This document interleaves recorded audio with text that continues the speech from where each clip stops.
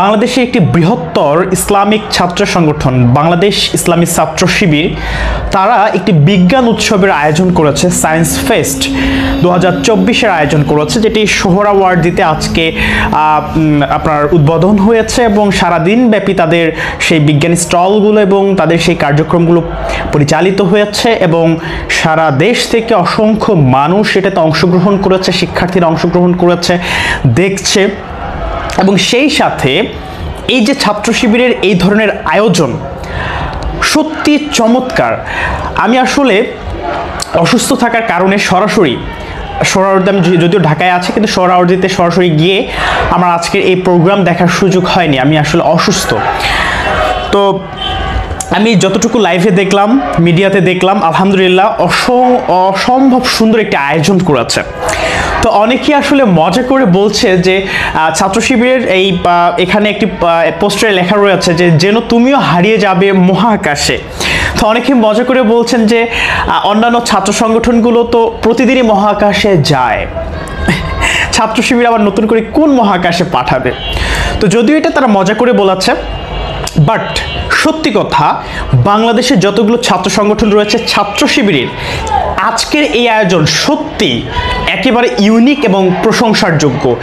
যেই প্রোগ্রাম, যেই বিজ্ঞান উৎসবের আয়োজন সারা দেশব্যাপী সাড়া ফেলেছে এবং সারা দেশব্যাপী প্রশংসায় ভাসছে ছাত্র শিবির তাদের এই ধরনের নতুন উদ্যমে এই প্রোগ্রামের আপনার বাস্তবায়ন করার জন্য এবং উদ্যোগ নেওয়ার জন্য। সেই সাথে ছাত্র শিবির এই ধরনের আয়োজন কেন করলো?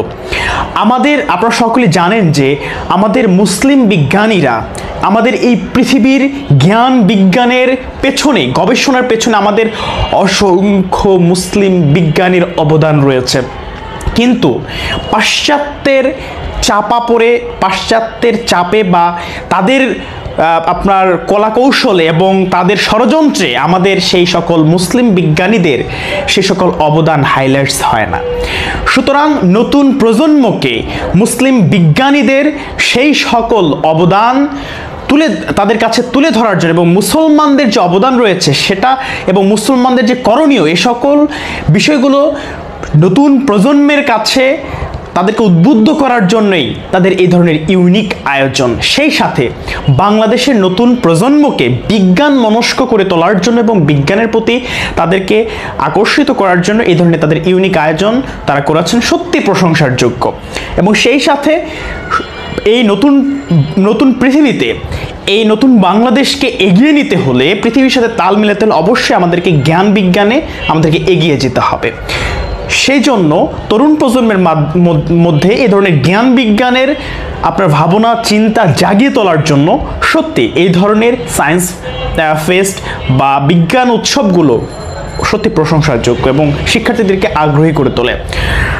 তো এই বিষয়ে আপনারা যারা দেখেছেন আপনাদের মন্তব্যকে অবশ্যই কমেন্ট বক্সে জানাবেন এবং আজকের এই ভিডিওটি সকলেই বেশি বেশি শেয়ার করে দিয়ে সারা বাংলাদেশের মানুষের কাছে এবং সকল ছাত্র সংগঠনের কাছে ছাত্র শিবিরের এই ধরনের ইউনিক কাজের বিষয়টা আপনারা পৌঁছে দিন, যেন সকলেই এই ধরনের রাজনীতি বা এই ধরনের ভালো ভালো কাজগুলো করে। আমরা এটাই চাই, তাহলেই আমাদের এই বাংলাদেশ এগিয়ে যাবে ইনশাআল্লাহ।